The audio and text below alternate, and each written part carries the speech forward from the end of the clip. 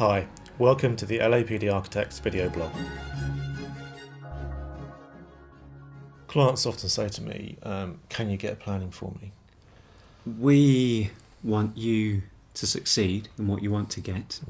So planning is obviously a key consideration. Whilst we can't guarantee planning approval, we have a very good track record in getting approvals for our clients. So the first document that we need to refer to is probably the local plan, and we'll assess your site and see what's relevant to your site from a planning policy point of view. Now, every local authority will have a local plan, and it's very easy for us to do a quick assessment of your site, and this is probably something that we would do even before we've met you for that first initial meeting. And thereafter, that then sets the rules that we need to play with to be able to develop your scheme and take it through the planning process.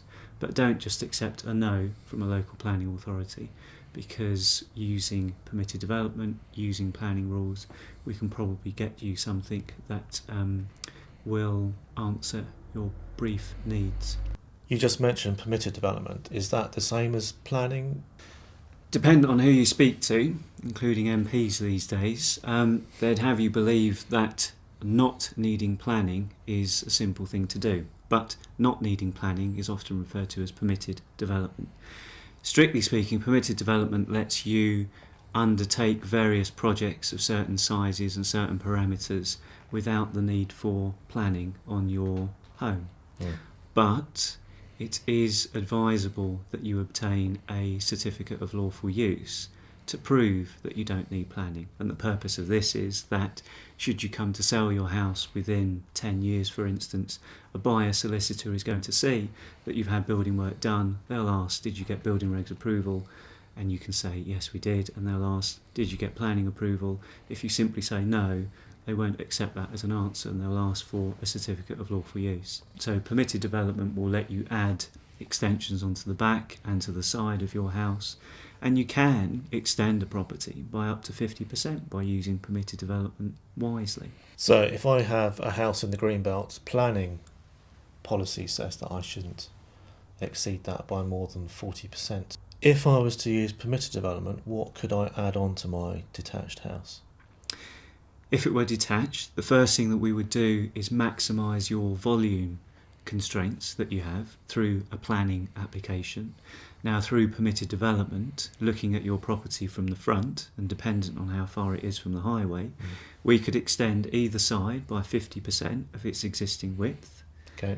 We can extend to the back by 4 metres on a single storey extension. So imagine that on your house and just suddenly how big it has got.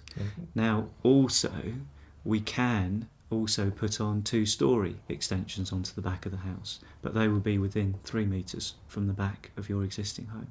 So, as well as the extensions to the back, you could do roof extensions by adding dormers onto the back of your existing roof, and you're allowed to fill your garden by outbuildings, and you could occupy 50% of your garden with buildings so long as they're no more than 4 metres in height with additional ancillary space. So a tremendous amount that you can do through permitted development, albeit that you're in the Greenbelt.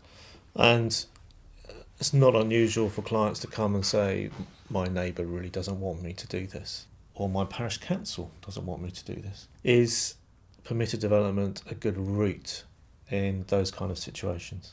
It is, because it takes the NIMBYism out of it, and it's just a yes or a no. So if you fall within the parameters of permitted development, then you will get your certificate of lawful use. So there isn't anything that your neighbours or the parish or whoever can do. It's not like a planning application where they can object. Is there any situation when we would want to work with a planning consultant to help the project? There are instances where we do work very well with planning consultants. Sometimes the project is brought to us by them, sometimes we give the projects to them as well. They're not so tied up on the design ethics as your designer or architect could be, and come at it from a strictly planning law point of view. Okay. And we'll work with them to support the argument by doing the drawing work or the modelling for particularly difficult projects.